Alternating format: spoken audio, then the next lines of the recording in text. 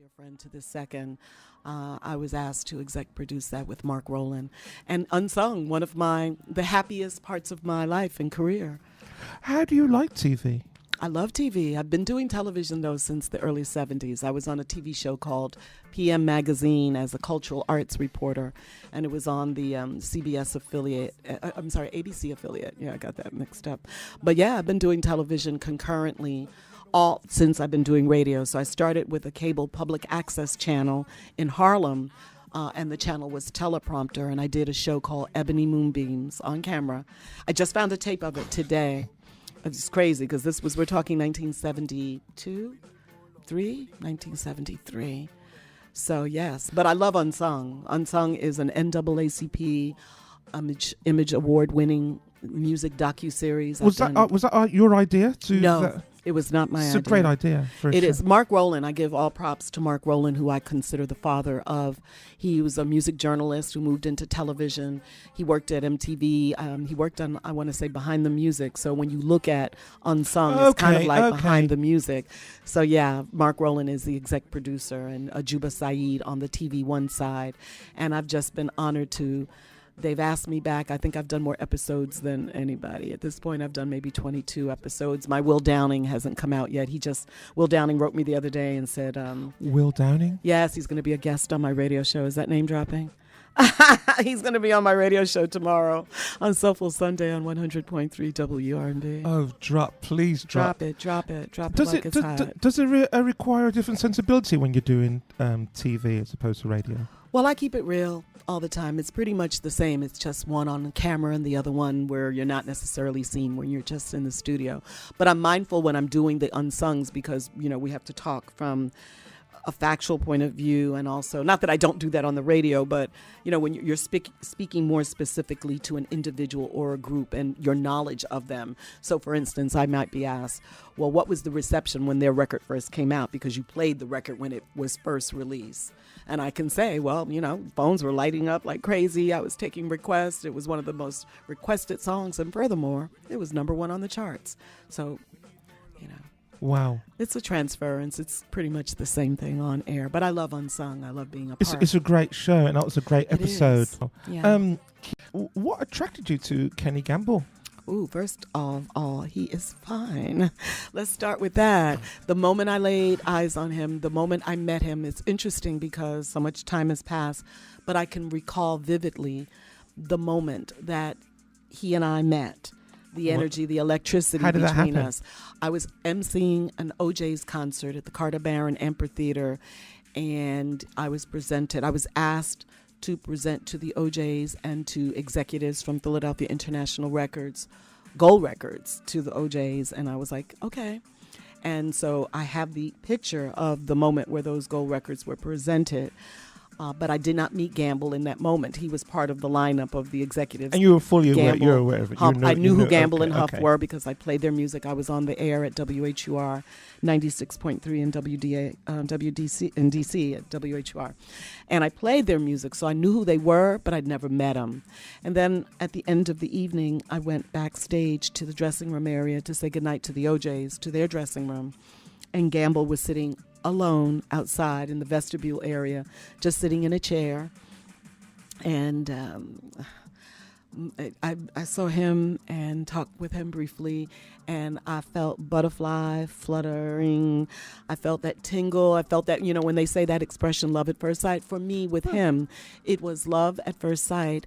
And the beauty of our relationship is that even though we are not physically together in an amorous sense with Eros love, the love I have for him prevails. It continues, and it's manifested in our 3 children.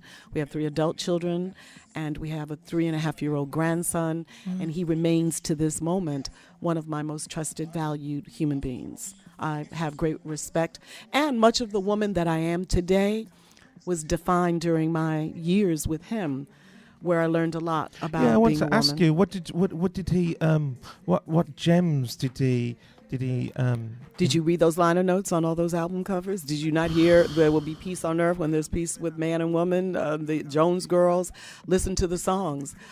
He and I were together during the period that he was most prodigious, writing some of the greatest songs that he wrote in his career, I think.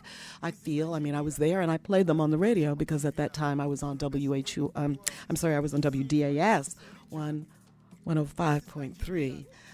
So I played the very music that, we'd be home and he would be writing on long legal pads. I told somebody the other day, I know I have those legal pads in my garage someplace, but and there's stories. Many of the songs are about our love, about our relationship, about our struggle, about our demise, about our family, about our children. Gamble wrote "Let's Make a Baby" by Billy Paul about our first son, our first child.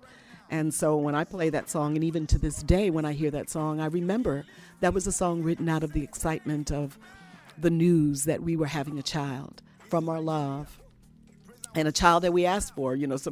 Some of us are oops. Some of us are, yes, baby, let's have another child.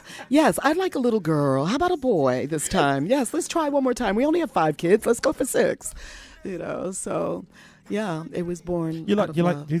How do you like motherhood? I love motherhood. It gets tough at different stages. I was just talking recently to my daughter, who is grown and a recording artist. Her name is Princess Idea Gamble. Okay. She's signed to Orchard. She has her own label, Dia Orchard, Sony, and an album about to come out. Okay, well, I want to play it. You have to. I'm going to hold you to that. Yes, please. You'll love please. it, though. Her father and I literally I on want the her phone. to come on a show. Oh, she would love to do that. Oh, yes. I commit her now. No, pinky swear. All right, pinky swear. Yeah, great album. Her father has co-written some of the songs and produced. It's the most recent thing that Gamble has done. Now, of course, he did it without Huff, but he collaborated with our daughter and Ben Ford, who's a producer on the project. So I'm excited about that because of our 3 children. They're all musical. They're all talented, and that comes from their daddy, not from me. Not from you. Not what from are you me. bringing to the table? Patti LaBelle told me to stick to talking on the radio, okay? And Will Downing kind of laughed and co-signed on that one. And Gene Carn says I've gotten better. But I bring just nurturing like my parents did of the talent. But really it's more Gamble. He's a genius. He's a great songwriter. He's a great producer. He is great mind. Great mind. He's a community-oriented, philanthropic brother, like I described earlier. He's producing the Juneteenth parade. That's going to be not too far from where we are coming up. Yeah. Juneteenth is coming up, and that's Gamble. He's about history. Is that going to be in Germantown? No, it's going to be right down here at 6th Market. Okay. Yeah, there's a parade route. I think it's going down to, don't quote me, but I know it starts at 6th Market near the President's house over by the Liberty Bell. Wow. That's where the parade is going to be.